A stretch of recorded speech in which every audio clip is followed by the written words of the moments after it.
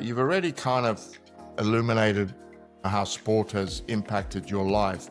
But what are the character traits that you think sport helped you develop so that you could, get to that place in your mind where you could ask for a jump off in the Olympics rather than share the title? Yeah, I mean it's a fascinating scenario. Like for us as athletes, I suppose to take everyone back to that moment for people who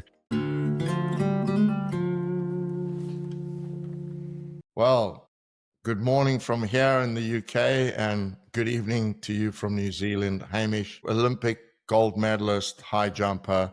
It's an absolute pleasure to have you on the show, and I can't wait to get into and dive into some of the questions that I have for you and your perspectives on it. But before I do that, why don't you give a snapshot of kind of your life history and how this all came about for you? Yeah, perfect. Well, thanks heaps for having me on, David. Good morning to you. Yeah, I guess for me, I grew up here in New Zealand, and for us, sport is such a big part of our lives. We spend a lot of time outside. New Zealand has got a very big kind of outdoors culture within its tourism and within its kind of environments. For me, being outside was where all my fond memories as a child were from.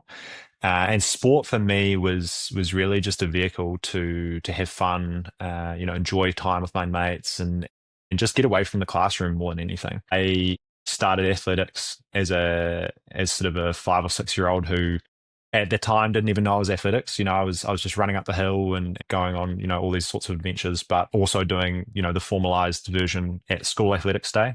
So that was sort of my first experience of running and jumping, and I guess my love for that sport evolved through my childhood along with other sports. I played rugby and football and all the other kind of fun sports that we do as children here.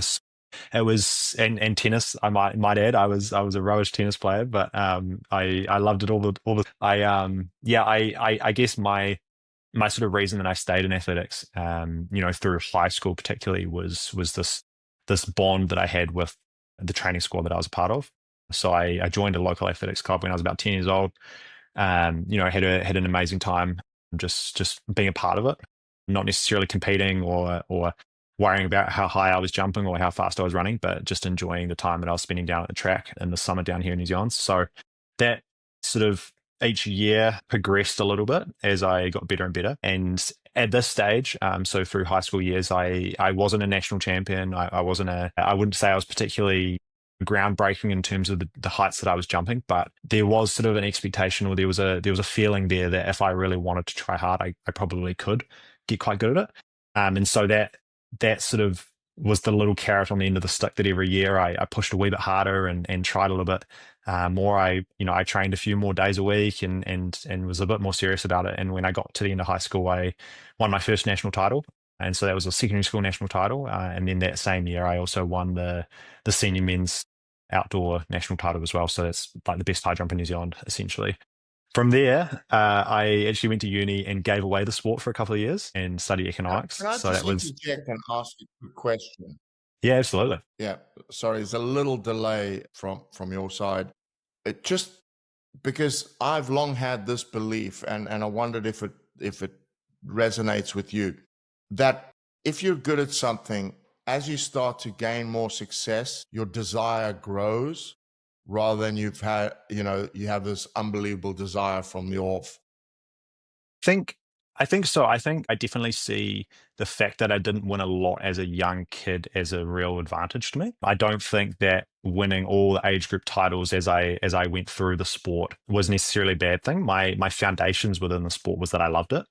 And as I got better and as the confirmation that I was good and then all these other things kind of added on top of it, that was almost like the bonus rather than this kind of feeling of coming in and straight away just like loving it because I was winning everything. And so I think, yeah, from the sustainability side of it, as I sort of am starting to get older and especially my journey in sport when I went away from uni, the reason I ended up coming back was that I realized how much I missed athletics and how much of a big part of my life it was. So yeah, I definitely think that confirmation of what I'm doing and how I am acting and being in the space as I got better and better was definitely confirmation. But at the same time, I think at the heart of it, I just love what I do.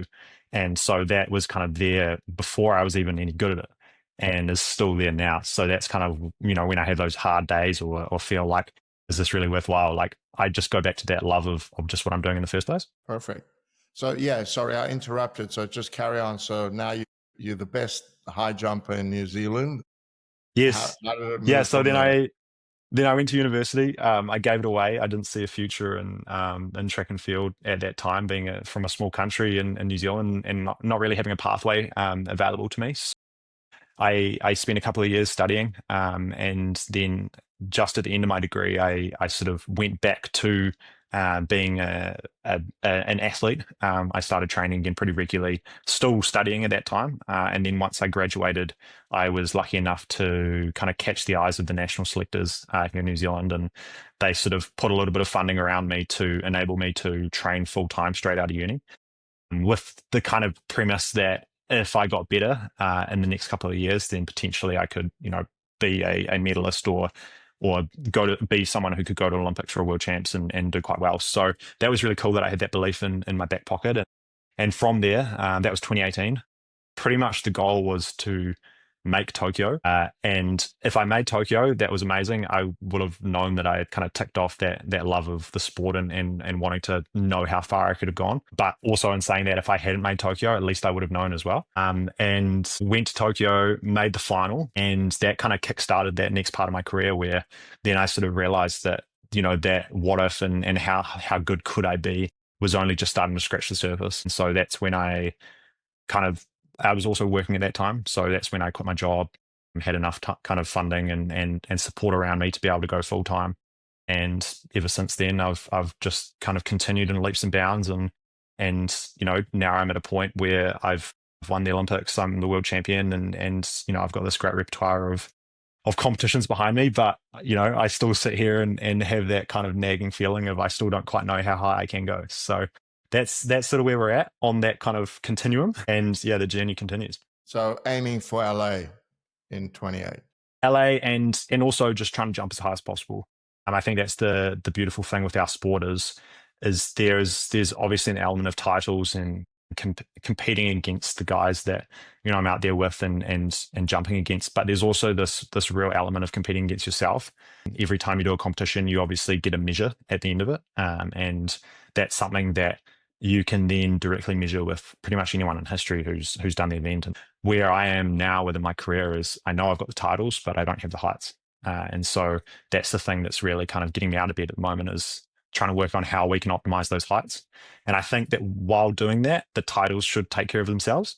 But at the same time, yeah, it's sort of very much now the focus is back on what are the things that I can do and what's sort of the intrinsic motivation behind getting out of bed and doing this every day, rather than just wanting to go out there and win. I mean, what I know for sure is love of the sport sits at the heart of really any champion, because being a champion doesn't necessarily mean you actually win, championship medals. Because in tennis, I know some people who've done extremely well and not won a major title. But what gets them up in the morning is just trying to get better and get better. And it's not quite as easy to measure as your sport, but it's essential that they're always looking to get better, because otherwise it can be a little bit motivating if you work so hard and you actually never get a title. I mean, there have been players who've been, 30 in the world who've actually never won a title. I know, one in particular, Byron Black, I think, made like 4 finals, but he never won one. Mm. But, played for a long time and just absolutely loved playing tennis. Right, into my first question. You've already kind of illuminated how sport has impacted your life. But what are the character traits that you think sport helped you develop so that you could, get to that place in your mind where you could ask for a jump off in the Olympics rather than share the title? Yeah, I mean, it's a fascinating scenario. Like for us as athletes, I suppose to take everyone back to that moment, for people who maybe have forgotten about it or don't know what happened. Essentially, me and Shelby McEwen, an American guy, we had the exact same number of misses on our scorecard at the end of the final in Paris. And that meant that at that time we were first equal. And you've kind of got two options in athletics. You can either both shake hands and just call it there and share that medal, or you can do what's called jump off. And what happens in a jump off is you get one more attempt at the height that you guys have just missed, and then you keep going down in 2 centimeter increments until one guy clears and one guy misses. And we agreed to continue jumping, and I think that word continue jumping is what's really key for me, and the big reason why I really did what I did. For me, sport has always been about, I suppose one of the biggest things I've kind of learned in sport is the worst thing to do is not to try your hardest and fail. It's actually to give up in the first place. And as far as I was concerned, that competition wasn't over. There wasn't one guy who was standing on the top of that dais with the medal and there by himself, which is what sport fundamentally is about. And so therefore the job wasn't done. And so for me, there was no doubt in my mind that we would continue jumping until there was one guy standing. And I was amazingly stoked with the fact that I was there with Shelby. He's someone I know very well, and I know that he also did not want to share that medal. So yeah, I think it was really special to be in that moment and have that showcase. And also, like, it's also about the fans and the way that sport makes those people at home feel. Whether you agree with the medal decision or not, I think it's made everyone feel quite strongly. And for me, that's what's important. Okay. And so my follow-up question to that is, do you think the character traits that you need to succeed were intrinsic within you, or did they develop over time? I think there's elements of both. I can name a few traits that have changed and a few that have stayed the same. I think a couple that have definitely changed, especially when I turned full time or professional, was I have this love for competition. I love competing. I love getting out there and jumping in front of a crowd and trying to, go man to man with these guys. But I was never very good at training. The difference between all my top jumps in training versus my top jumps in competition were 20 centimeters different, which for a high jump is quite a significant amount. And so the first thing I really had to learn when I got into this space was the competition is such a small part of what we do. The time that I spend training compared to competing, I would say less than 1% of the time is competing. It's, at the end of the day, the most important part. But if you don't set that foundation, then you can't use that 1% to the best of your ability. And so one of the things that has really strongly changed for me is that ability to be very, very workmanlike and very detail orientated in the way that I train and the way that I turn up every day, and the consistency that I've then kind of put towards that. I think, I was reflecting on it the other day. I have been full time for about 8 years now. And in that time, I've probably missed about 4 days of training. And that level of detail and that level of consistency of just turning up every single day is ultimately the way that you make those gains. So that's massive. One thing that I would say hasn't changed and is something that it was always sort of there is I'm an eternal optimist.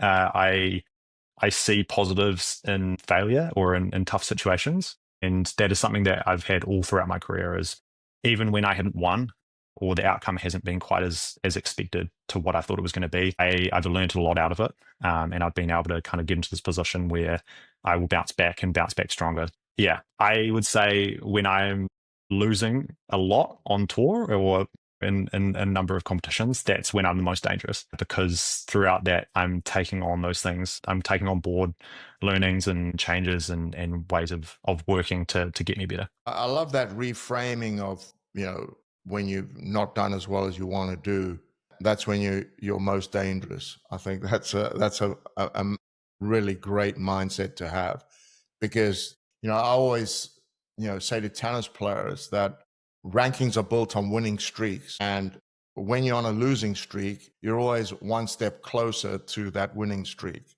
So, Yeah. to again, keep that optimism going. My next question was, what inspires you and something that evolved to help you succeed? But I think what evolved, you've answered already, is a different level of focus to training and the attention to detail in training. I don't know if there's anything else. And it seems that what inspires you is just a basic love of the sport. But is there anything else that really inspires you? Or is something coming to your life now with the success that inspires you to go further? I think the love of the sport is kind of underpins everything, but there's also this love of wanting to know how good I can be.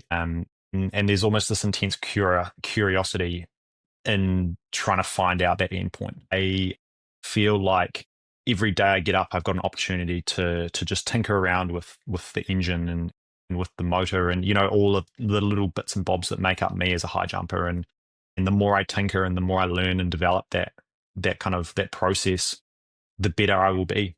And I think that's something that I find incredibly inspiring. Is it's a very personal journey, quite selfish at times, but at the same time, like I feel like I'm refining who I am, Hamish Kerr the athlete, but also who I am, Hamish Kerr the person. And throughout this process, I feel like I'm getting to know that person more and more, the good bits and the bad bits. But I think that's something that really inspires me. And when I meet other people who are also doing things like that, I find it very incredibly inspiring. That sense of someone who is very deeply connected to who they are and their purpose, and is essentially willing to do whatever they need to do to kind of distill that down further and further. Yeah, I want to just make a point on the selfishness. It's impossible to, succeed at a high level in sport without being selfish. It just, it is something that, kind of has to consume you more or less. And I think Marcus is an unbelievable example of having to be selfish in your sport, and the understanding that once you're done with your sport, then you will have the platform and the ability to be unselfish and to give back and to do all of those things. And I think I think in sport you have to learn delayed gratification. You got to do all this work and wait for success to come. And I think the idea of giving back and being able to be less selfish is again a delayed gratification that you have to wait till after your career to maybe focus on other things. Yeah, definitely. I think adding to that as well, like I think true selfishness is not a bad thing. The sense of selfishness being doing things for yourself, but I I also see the platform and the being able to give back doesn't actually happen if you aren't selfish in the first place. And so I think there's sort of this unique sort of kind of dichotomy in a way of like, if you aren't truly selfish, then you'll never be able to give back. Right. Yeah, that's just kind of my thing, is like if I can kind of bank it up, but then you also improve and therefore build your, whatever it is you want to build, your bank or your skill set or your profile, and then at a certain point you can use that to then give back. Cool. Who or what has influenced you, amazed you, or taught you something incredibly interesting or useful? I know that list can be quite long, but if you could just narrow down to one or two people or events. I have two people who come to mind pretty quickly when I was sort of reflecting on this question. The first one is my father. My father is by no means an athlete. He wish he was. He loves the outdoors. He has an intense love for being outside when he can. But his skill set is in medicine. So he's a cardiologist who does a lot of population health work as well. So he has his work with his patients, and the ability every day to directly impact people's lives and affect life and death situations essentially. But on top of that as well, he does a lot of research into underlying health issues within people's predisposition to have cardiac events. And I think the thing that I really see in him is that this idea of being a high performer is not only in athletics or in business or in leadership. It's in everybody. And the way that he operates at such a high level day in, day out for near on 30, 40 years is so inspiring to me. And I just look at my career sometimes, and I suppose it puts in perspective what I do quite a lot. But at the same time, if I can even have a tiny bit of impact to even the level that he has had, then I would say my career has been very, very worthwhile. The other person as well is my physio, who I have worked with since I pretty much turned professional. And so Tamsin is someone who loves a deep chat and is always kind of willing to debate various things. And she was the person who actually told me what I mentioned earlier around, it's not true failure to go out there, try your best and fail. It's to go out there and give up. And I think that the freedom that it gives you to remind yourself that even if you're trying your hardest and it doesn't work out, if you know deep down you've tried your hardest, and that's okay. I think that's an incredibly powerful thing and gives me a lot of freedom in those hard moments to just go out there and express myself, because I know that so long as I'm acting true to myself, the outcome is irrelevant. I really like that. She must be an amazing person as well. She can be exhausting at times, but she is very good.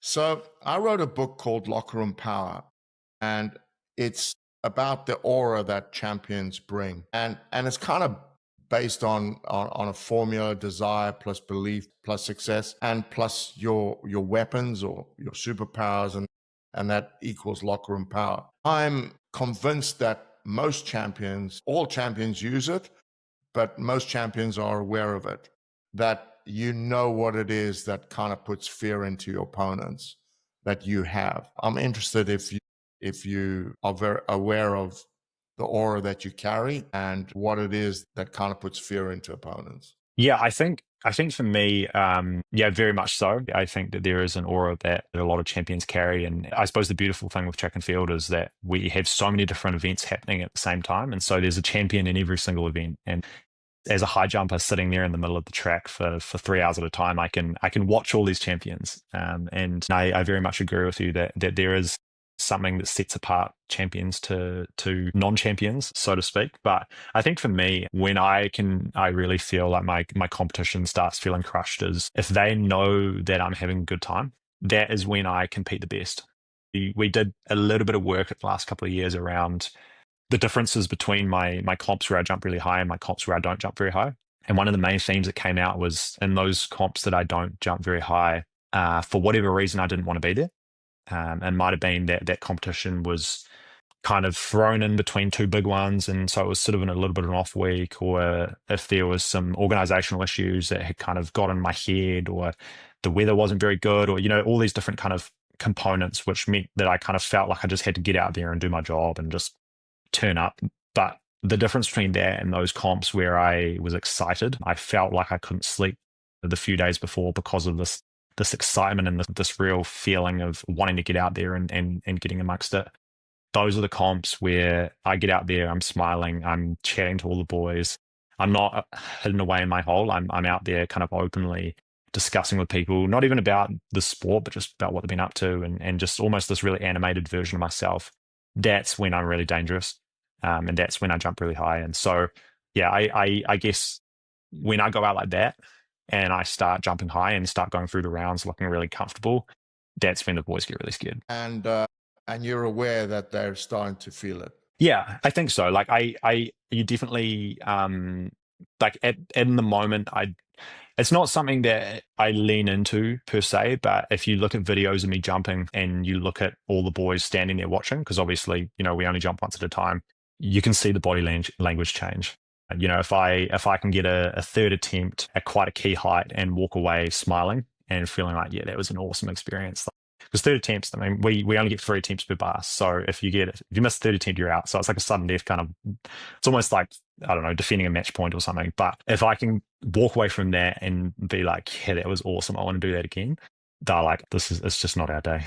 But I think that little psychological edge has a big impact when it comes to the business end, because that little bit of doubt, because that's all you're trying to do is create an element of doubt in your opponent's head, because doubt is something that causes people to hesitate, to lose a bit of confidence, and that can be the difference.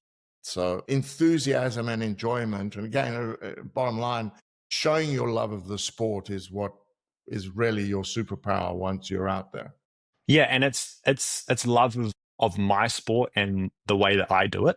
And that's the Yes. hard thing, because in that moment I'm not influenced by my competitors. I Yes. I almost I want them to do better so that I can showcase more of my talent.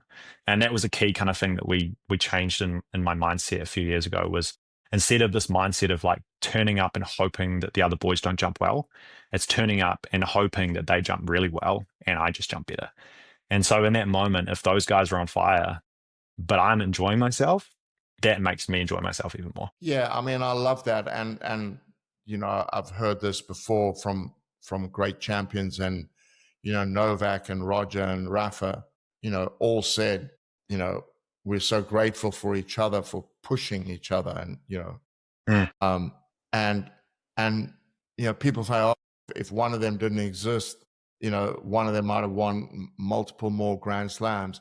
That's not necessarily true, because the competition between them drove them to higher and higher competencies and improvements, and that consistent drive to try and stay one step ahead of each other, I think was a big contributing factor to them all being so successful. And without each other, it may not have been that one just streaked away with loads more Grand Slams. But yeah, going into a final saying, I want him to play his best, or I want her to play her best, so that I can see exactly where I'm at and I can bring out my best. Yeah, again, it's a fantastic mindset. So my next question for you is, you've talked about detail and thinking about your sport, and obviously your enthusiasm under pressure. Does this carry over into other pressure situations in life, or is it kind of contained for your sport? Yeah, it does. It does. I think for me, I find great joy in maneuvering through pressure situations. I love kind of getting sort of almost seeing them coming towards me and feeling like, oh, this is going to be hard. This is really going to test me. And then being in that moment and using my skill set to problem solve that pressure situation, and then walk away from it knowing that I'm a better person because of it. And I think also for me, in those moments, one of the big things that I always use to kind of help me is the power of perspective. And it's something as an optimist and as someone who's always kind of looked at these things relatively positive. I think my ability to even look at, the jump off in the Olympic final, for example, as potentially the biggest moment of my life. And yet, regardless of whether I win or lose, I'm still going to wake up the next morning. My parents are still going to be there. My girlfriend's still going to love me. And I'll just get on to the next one. And I think that even in those really hard moments, I still have that belief down there, sitting there, just reminding myself that you just go out there, you do your best, and then you just continue on. That's, it's a brilliant way of handling pressure, which is, that wider perspective, because I think that's what really, hurts a lot of competitors, is they suddenly become very, very narrow, and it becomes all about that match or that competition or that event. And, or their whole mindset is, I'm preparing for the Olympics, and basically I'm supposed to win it, I must win it. And, that being the goal, rather than, go there, do your best and enjoy it. And whatever happens, your overall life is not really going to, disappear or fall away from you, which is great. I've got a few more quick questions. What's a common myth or piece of bad advice that you hear a lot in your sport? I think the big thing for me is there's no golden rules. Everyone is trying to find this little thing that they think is going to make the difference. But for me, it's very much, how does the whole framework fit together to elicit the response you want? Not one piece of advice or one change in approach is going to do that. It has to be a sum of its parts. Yeah, well, I mean, that is something I learned as a coach from Richard Krajicek, who won Wimbledon. But he changed from a two-handed to a one-handed backhand. And, at the time I played and was coach at the club that he played at, but I wasn't his coach. He was with the national squad and national coach. And he had a very good two-handed backhand. And I just couldn't understand this decision. And the reasoning behind it seemed crazy. And his one-handed backhand wasn't great. It just wasn't. But after he won Wimbledon, we were sitting talking, and I said, have you ever wondered how good you would have been if you'd kept a two-handed backhand? And he said, nah, 30 or 40 in the world. I went, really? Explain. And he said, well, my one-handed backhand, especially when I started with it, was terrible. But I'm a competitor.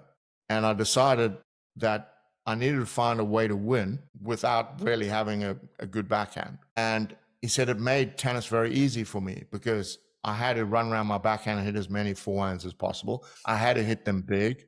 I had to really improve my slice approach and get to the net as soon as possible. Therefore, I had to improve my serve, and I had to serve and volley a lot. And that is how I developed my game, because at the end of it, it's like the challenge, can I win without this backhand? And it was in that moment that I realized it's about the whole package.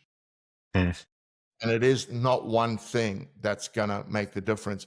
And so many players will have a weakness, and it's like they rage against it and they hate their weakness and they obsess about their weakness, rather than having that mindset, which is, okay, this is not my strongest place, but how do I win with this, and figure out a way to do it there, and present a package that is really powerful despite their weakness.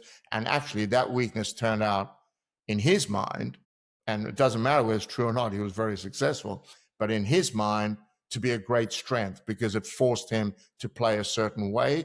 And he said if he had kept the two-handed backhand, he would have always hedged his bets. Yeah, So brilliant. that's cool. So the biggest myth is that, that there's one thing that's going to save you. What advice has most influenced you in the way that you think about relationships? Because obviously in sport, you have coach, you have physio, you have nutritionist, you have so many people that you have to have a relationship with. And of course, in high pressure situations, those things can stress out. Is there anything that you've learned about handling relationships? One thing, this actually comes from my mother when we were growing up. And one of her big kind of rules for us as kids was that if you did something naughty, the worst part about doing something naughty was lying about it afterwards. If you came clean and you had a discussion about what happened, and you moved away from, you moved past that, and you learned from it, that's the most important thing. If you lied about it, that was when she got really angry. And I take that into all my relationships now, is that feeling of trust, building that trust through honest, hard conversations, and really understanding innately what your support team is trying to get you to do through having those constructive, hard conversations is ultimately what helps you in those pressure moments. There's been multiple moments in my career where I have had to essentially trust my coach with my life. I don't understand what's going on. It might be that I'm jumping badly. I can't find feeling in the way that I'm trying to run my curve or take off, whatever it is. But I can look him in the eyes and he can tell me what to do, and I just believe him. And I've gone through those moments. Whereas if I didn't have that trust with him, then that would not have happened. So yeah, it's all about having those upfront conversations. If you can have those, if you can kind of work through those with those people, then you guys will come out the other side better. Yeah, essential. That trust is so powerful and so important in those key moments. And I think sometimes failure in athletes is just purely that, not being able to have those hard conversations. And that will bite them in big moments. And it's very, very important to be able to have those conversations. I know a lot of athletes who withhold information from their coaches, or when I talk to their coaches, it feels like they're on different paths in terms of their messaging. And I always see those relationships as the ones that aren't going to last, or the athletes who, in that ultimate moment of pressure, will fail. And I, so far, have seen a pretty strong theme in the affirmative of that. Yeah, yeah, I agree with that. Once the trust is gone, it's done. So that's very true, and I think it's being successful is about essentially you, but the team around you, and they've got to trust you, and you've got to trust them, and in that sense, it is very much a team effort.